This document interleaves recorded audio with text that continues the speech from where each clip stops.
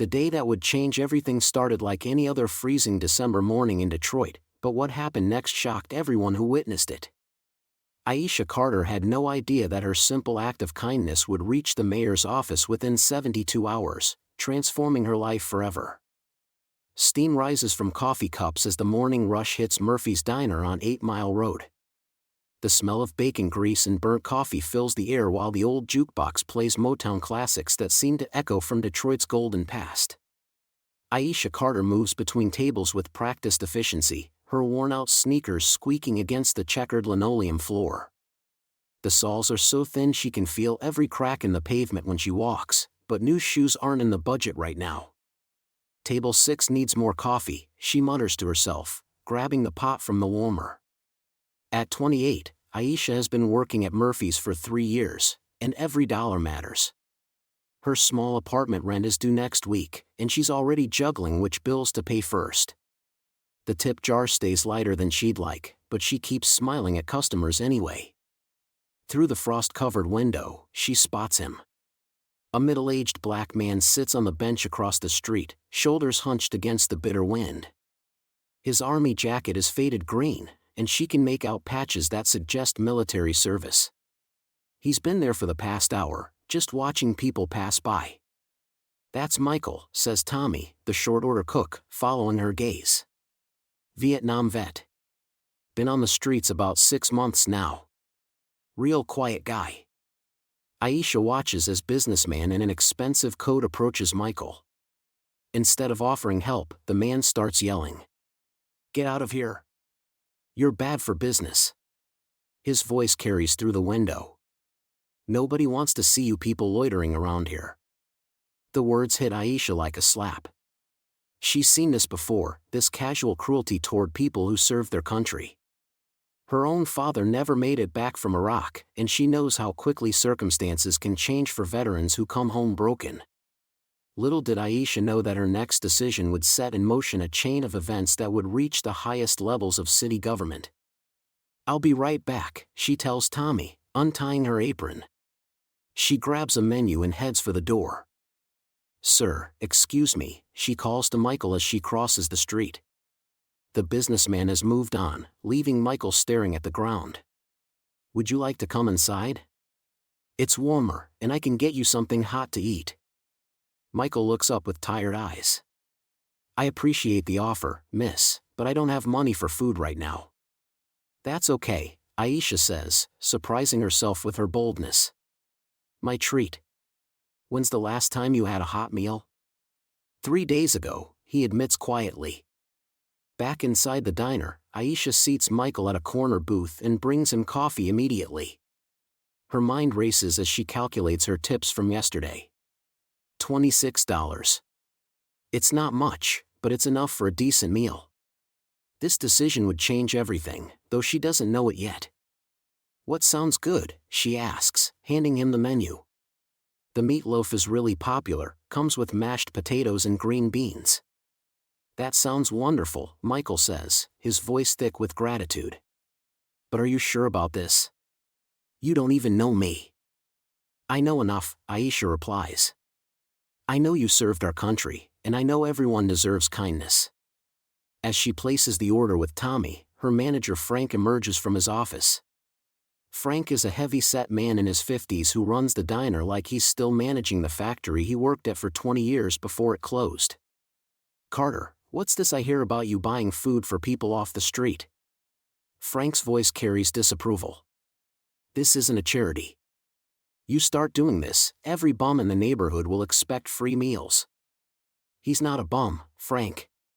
He's a veteran," Aisha says, keeping her voice steady. "And I'm paying for it myself." "I don't care who's paying. It reflects on my establishment." Frank crosses his arms. What kind of message does this send to paying customers? But the real shock was still coming. What neither Aisha nor Frank knew as they argued was that someone very important had been watching the entire interaction unfold. A woman in a black SUV parked across the street had witnessed Aisha's kindness to Michael, and she'd already made a phone call that would change everything. The message it sends, Aisha says firmly, is that we treat people with dignity. That's the kind of place I want to work at. Frank's expression softens slightly, but his concern remains. Look, Aisha, I get it. You've got a good heart. But I've got a business to run, and the mayor's office called this morning. Mayor Thompson is planning to visit local businesses this week as part of her community outreach program. I need everything to run smoothly. Aisha's pulse quickens. The mayor is coming here? To Murphy's Diner? She hadn't heard anything about this, and the timing feels strange given what just happened with Michael. When is she coming? Aisha asks. Could be any day now, Frank replies. Her office said they want to see authentic Detroit businesses in action. Last thing I need is controversy. As Frank walks away, Aisha glances back at Michael, who's now enjoying his first hot meal in days. Steam rises from his plate as he eats slowly, savoring each bite. Something about his posture, the way he holds himself despite his circumstances, suggests there's more to his story than meets the eye. Tommy slides another plate across the warming tray. Order up for table 12, he says, then leans closer to Aisha. That was a good thing you did. Don't let Frank make you feel bad about it. But as Aisha delivers the food to table 12, she can't shake the feeling that Frank's timing is suspicious. Why would he mention the mayor's visit right after questioning her decision to help Michael? And why does she get the sense that there are forces in motion she doesn't understand? The lunch rush continues, but Aisha keeps glancing at Michael's table. He's writing something on a napkin, his movements careful and deliberate. When he's finished eating, he approaches the counter where she's counting receipts. Miss, I want you to know how much this meant to me, he says quietly. I haven't had kindness like this in a long time. What's your name? Aisha Carter, she replies, extending her hand. Michael Johnson, he says, shaking it firmly. And I promise you, this kindness won't be forgotten. There's something in his voice, a weight that suggests his words carry more meaning than a simple thank you. But before Aisha can ask what he means, Frank appears again, this time looking agitated. Aisha, we need to talk. Now. The next morning arrives with Mr. Rodriguez's stern voice cutting through the diner's early morning calm. Aisha, we need to talk, he says, his weathered hands gripping the edge of the counter. The way he says it makes every muscle in her body tense up. She knows exactly what this is about. Look, I get it, you want to help people, he continues, his voice carrying the weight of someone who's run this place for 30 years. But you can't be giving away meals on the house. This isn't a charity, it's a business. His eyes soften slightly as he watches her face fall. I've got bills to pay, employees to keep on payroll. You understand? Aisha nods slowly, her throat tight. I paid for it myself, Mr. Rodriguez. It came out of my tips. The words feel small in the bustling morning air, almost lost among the clatter of plates and the hiss of the coffee machine. That's not the point, he sighs, running a hand through his graying hair. What happens when every person down on the luck expects the same treatment? Word spreads fast around here. But even as he speaks, there's something in his expression that suggests he's not entirely heartless about the situation. As the morning rush picks up, Aisha finds herself moving through the motions mechanically, refilling coffee cups and taking orders. But her mind keeps drifting back to that homeless veteran. There's something about the way he looked at her, a mixture of surprise and gratitude that she can't shake. It reminds her of another face from years ago. Her younger brother Marcus had that same look when he came home from Iraq, that hollow expression of someone who'd seen too much. She remembers how he'd sit at their kitchen table, staring at nothing, jumping at sudden sounds. The way people would cross the street when they saw him in his worn fatigues, assuming the worst instead of seeing a hero who'd served his country. You okay, honey? Cindy's voice breaks through her reverie. Cindy Williams has worked at the diner almost as long as Mr. Rodriguez has owned it, and she's got that maternal warmth that makes everyone feel like family. Her graying curls frame a face that's seen everything this neighborhood has to offer, but somehow she's maintained an optimism that Aisha finds both inspiring and mysterious. Yeah, just thinking, Aisha replies, wiping down the counter for the third time in 5 minutes. Cindy leans in closer, lowering her voice. I heard about what you did for that veteran yesterday. Don't let Rodriguez get you down about it. That man needed help, and you helped him. That's what matters. She pauses, glancing around to make sure no one else is listening. Between you and me, I've been hearing some interesting rumors lately. What kind of rumors? Aisha asks, her curiosity piqued despite her emotional exhaustion. About Mayor Thompson's visit next week, Cindy whispers, her eyes gleaming with insider knowledge. Word is, she's not just coming for the usual photo op. Some folks are saying she's looking into how the city's been handling veteran services. Maybe even considering some big changes. The implications hit Aisha like a wave. She thinks about the homeless veteran again, about her brother, about all the men and women who've served their country only to end up forgotten on street corners. You think she really cares, or is this just politics? Sarah Thompson's different, Cindy says with conviction. I've known her since she was running for city council. She actually listens when people talk.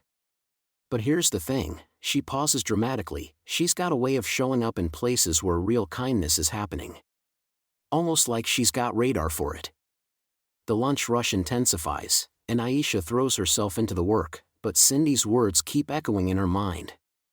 There's something building here, something bigger than just her small act of kindness. She can feel it in the way the regular customers look at her today, in the way conversations seem to pause when she passes by tables. Around 2 o'clock, when the diner finally settles into its afternoon lull, Mr. Rodriguez approaches her again. This time, his expression is different, less stern and more thoughtful. Aisha, he says quietly, there's an envelope here for you. Someone dropped it off about an hour ago.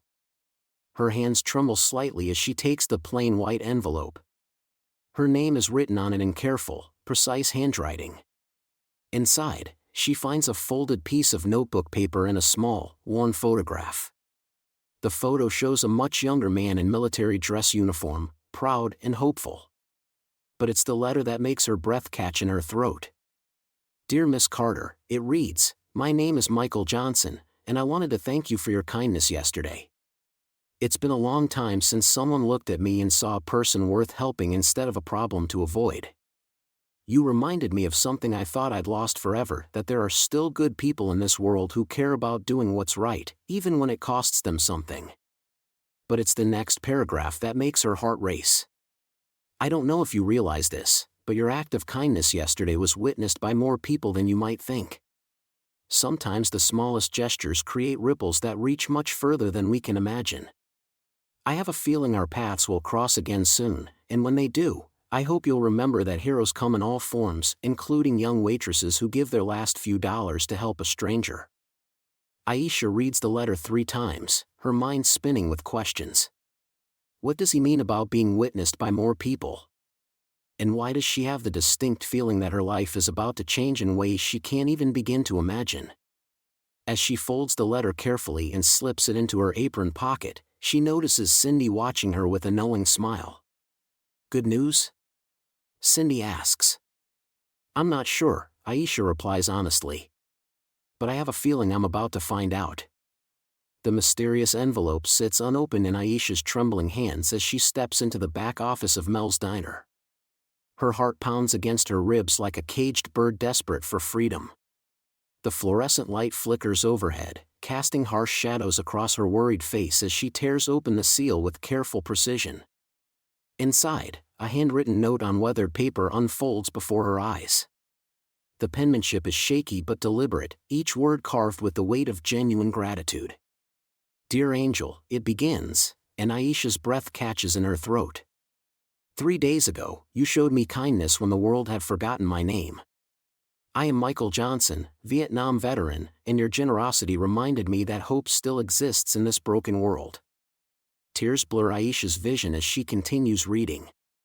Michael's words paint a picture of a man who served his country with honor, only to return home to indifference and struggle. He writes about sleeping in doorways, about the shame that comes with invisible wounds, about the day he was ready to give up completely until a young waitress looked at him like he was human again. But what stops her cold is the final paragraph. I've spoken with people who matter about what you did. Change is coming, Aisha. The mayor herself wants to meet with you.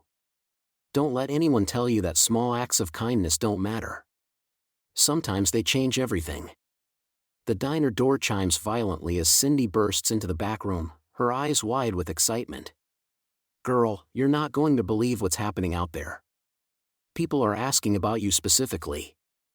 Word's gotten around about what you did for that homeless man, and tips are rolling in like crazy.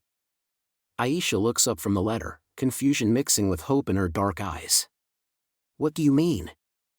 I may have mentioned to a few regulars how you gave up your own money to feed someone who couldn't pay, Cindy admits with a guilty smile. Now half the lunch crowd wants you as their server, and they're leaving $20 bills for coffee refills. For the first time in months, Aisha feels the crushing weight of financial pressure ease slightly from her shoulders. The extra money could cover her electric bill, maybe even buy groceries without counting every penny. But Michael's letter weighs heavy in her mind, speaking of meetings and mayors and changes she can barely comprehend. There's something else, Cindy continues, lowering her voice to a conspiratorial whisper. That homeless vet you helped? He's been organizing some kind of support group meeting for veterans downtown. Asked specifically if you could help coordinate it. Aisha's world tilts on its axis. Here she is, barely keeping her own life together, and suddenly she's being asked to help organize community events while serving demanding customers and dodging her increasingly frustrated boss. The choice feels impossible: focus on the job that pays her bills or step into something bigger that her heart desperately wants to pursue. I can't, she whispers, though every fiber of her being rebels against the words. I need this job, Cindy. I can't risk making Mr. Peterson any angrier than he already is. But even as she speaks, Michael's words echo in her mind. Sometimes small acts of kindness change everything. Maybe her moment of compassion wasn't just about feeding a hungry man. Maybe it was about something much larger than she ever imagined. The lunch rush explodes around them as they return to the dining room. Orders fly, coffee pours, and Aisha moves through her routine with mechanical precision while her mind races with possibilities. The extra tips keep coming, $5 here, $10 there, each one accompanied by a smile and words of admiration for her kindness. By evening, she's made more money than she typically sees in 3 days. The relief is intoxicating, but so is the growing sense that her life is balanced on the edge of monumental change. As she counts her tips in the back room, Michael's letter spread beside her on the desk. One phrase keeps circling through her thoughts like a prayer: the mayor herself wants to meet with you. The restaurant settles into its evening rhythm when the unexpected happens. The front door swings open with unusual force, and suddenly the entire atmosphere shifts. Conversations halt mid-sentence. Silverware freezes halfway to mouths. Even the coffee machine seems to quiet its familiar gurgling. Mayor Sarah Thompson stands in the doorway, her tailored suit and confident smile commanding immediate attention from every person in Mel's diner. The familiar chime of the diner's front door cuts through the usual morning chatter, but something feels different. Aisha looks up from wiping down table 3 and freezes. Mayor Sarah Thompson stands in the doorway, flanked by 2 campaign aides, her polished smile scanning the room with practiced precision. Oh my God, that's the mayor, Cindy whispers, practically bouncing on her heels as she rushes past with a coffee pot. What's she doing here? The entire diner seems to hold its breath. Conversations drop to hushed murmurs as patrons crane their necks to get a better look. Even Jake, who's been grumbling about everything from the coffee temperature to the morning rush, straightens his apron and attempts what might generously be called customer service. Table for 3, please, Mayor Thompson says, her voice carrying the authority of someone accustomed to being heard. Her eyes sweep the restaurant, taking in every detail: the cracked vinyl booths, the flickering fluorescent light over the counter, the faded photos of Detroit's better days hanging crooked on the walls. Aisha's hands tremble slightly as she grabs 3 menus. This is it, the moment she's been dreading since Jake mentioned the mayor's visit. What if she trips? What if she spills something? What if the mayor somehow knows about the money she spent on Michael's meal? Right this way, Mayor Thompson, Aisha manages, her voice steadier than she feels. She leads them to the corner booth, the one with the least worn upholstery, trying to ignore the way every eye in the place follows their movement. As she sets down water glasses, Mayor Thompson looks directly at her. "You're Aisha, aren't you? I've heard wonderful things about you." The words hit like a lightning bolt. How could the mayor possibly know her name? Aisha's mind races through possibilities, each more terrifying than the last. Yes, ma'am. I'm just a waitress here." "Just a waitress?" The mayor's smile seems genuine now, not the practiced politician's grin from moments before. "I think you're selling yourself short, young lady." Before Aisha can process what that means, a commotion erupts outside. Voices rise in chanted protest, growing louder by the second. Through the front windows, she can see people gathering, holding handmade signs with messages like "Veterans deserve better" and "Support our heroes." Michael Johnson stands at the front of the crowd, his weathered face determined as he addresses the growing group of supporters. Even from inside the diner, Aisha can hear his voice carrying across the street, "We've served our country with honor, and we deserve to be treated with dignity, not ignored and forgotten." The mayor's expression shifts, her political instincts kicking in as she watches the demonstration unfold. "This is about the veteran support services, isn't it?" she murmurs to one of her aides. Aisha's heart pounds as she watches Michael through the window. This man, who just 3 days ago was quietly sitting in a corner booth grateful for a simple meal, now stands as a leader rallying others to action. The transformation is remarkable, and she realizes that her small act of kindness somehow played a part in this moment. "Excuse me," she says suddenly, surprising herself with the firmness in her voice. "I need to step outside for a moment." Jake shoots her a warning look from across the diner. "Carter, you're in the middle of service." The mayor will understand, Mayor Thompson interjects, studying Aisha with newfound interest. "Sometimes we have to stand up for what we believe in, don't we?" The words feel like permission, like validation she never expected to receive. Aisha unties her apron and walks toward the door, each step feeling more certain than the last. Behind her, she hears the mayor say something to her aide about authentic leadership and grassroots movements. Outside, the crowd has grown to nearly 50 people. Veterans of different ages, family members, and community supporters have joined Michael's impromptu rally. When they see Aisha approaching, a hush falls over the group. "This is the young woman I told you about," Michael announces, his voice carrying genuine warmth. 3 days ago, when I had nothing, she showed me that kindness still exists in this world. She reminded me that I'm worth something." The crowd murmurs appreciation, and Aisha feels heat rush to her cheeks.